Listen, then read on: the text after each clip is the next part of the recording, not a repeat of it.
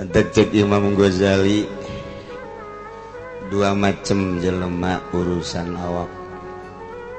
Lamun dek digawe sebeuhan betul.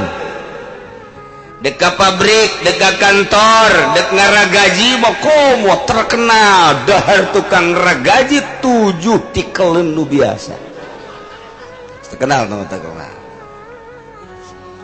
Sebab lu diperlukan tenaga, tapi lamun dek ibadah coba-coba beteng di sebeuhan. Moal bisa kajen kumaha ge. Kiai nama ngadahar buras paling ge sapotong dek ngaji. Mustame nama 5. Tunduk. Eta beda cek Imam Ghazali dek ibadah ka Allah jeung dek digawe lain deui sebab ibadah memakai ruhani.